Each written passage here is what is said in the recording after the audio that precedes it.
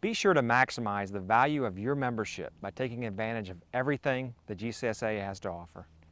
Our final story takes us to East Lake Golf Club in Atlanta, Georgia, a course with a rich and varied history.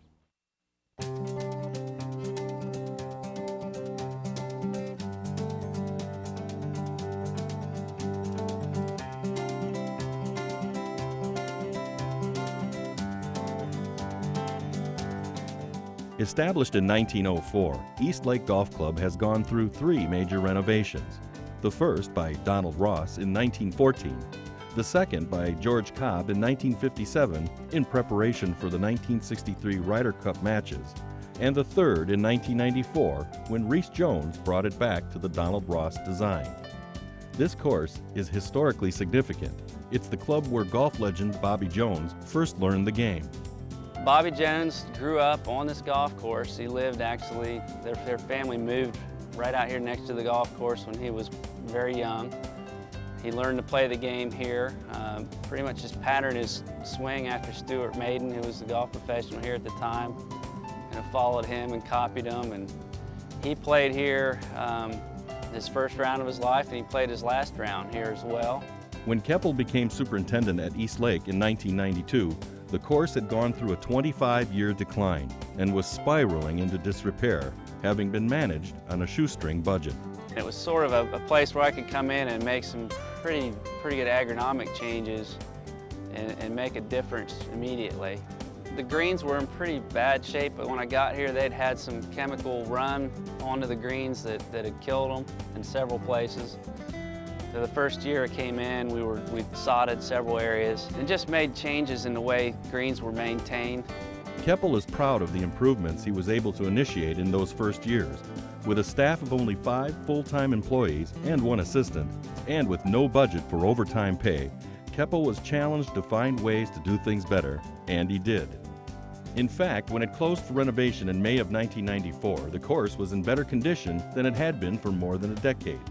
With the major renovation, East Lake Golf Club has recaptured its past glory, hosting the U.S. Amateur in 2001 and the season-ending Tour Championships in 1998, 2000, and 2002.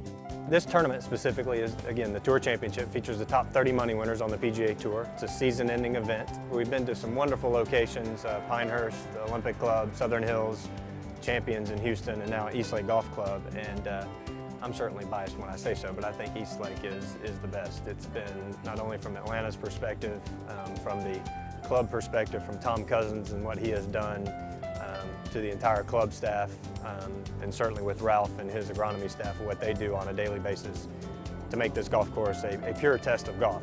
And what does Ralph Keppel think about his course?